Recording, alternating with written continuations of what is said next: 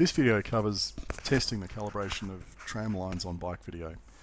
My next video is going to cover the size of the blind spot between front and rear bike mounted cameras. The New South Wales legislation is pretty clear that you measure from the edge of the wing mirror on a car, assuming it's the furthest projection from the vehicle.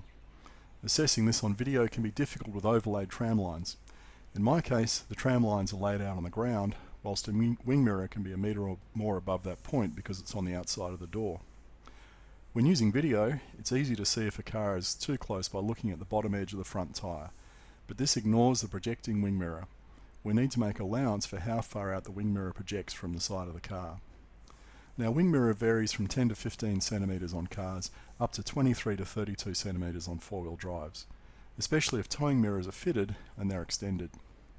A Kia has a body width of 178 centimetres, for example, but a total width across the mirrors of 203.5 centimetres. This means the mirrors in total stick out 25.5 centimetres, or just under 13 centimetres each side. A Hilux, on the other hand, can be 185.5 centimetres across the body, but wing mirrors take that out to 232 centimetres, so each mirror sticks out 23 centimetres in the standard driving position.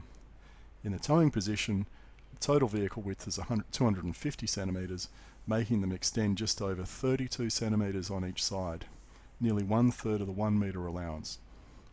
I've created an overlay that shows the bike centre line and the edges of the handlebars in blue. The red line is 1 metre out from the handlebars. But is this accurate? And how does it stick up in the real world? I had 3 different attempts at filming this. The first 2 were complete fails because I overcomplicated the test. The simplest way to do this is to measure 1.5 metres out from the tyres of a parked car, then use something like a broomstick to mark a chalk line between your measured marks, and then walk the bike down the line. Don't bother riding it, you've got to walk it instead. You'll be much more likely to hit the line every time. If possible, extend the chalk line past the front and rear of your selected car. This is something I didn't do, and it's a good idea. And the reason you want to walk the bike is because if you ride it, it's hard to hit the line and you can wobble around a bit. I used 1.5 metres because my mountain bike handlebars are 70 centimetres across. This means the centrally mounted camera is 35 centimetres from the edge. Add on to that 15 centimetres for the car wing mirror, and then the obligatory metre of space, and you end up with 150 centimetres. If you try and do more than one car at a time, you'll end up in a mess. I did that on my first attempt and it's just not worth it. You've got cars of different widths, they're parked different distances out from the curb, they've got different size wing mirrors, and you end up with 3 different lines in 3 different places on the road, and it's all over the place. It just confuses things. Just do one car.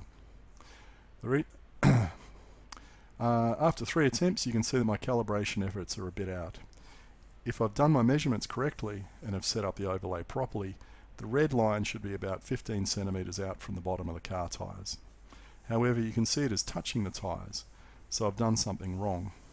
What it does mean is that if a car tyre crosses that red line, they're definitely giving me less than a metre of clearance.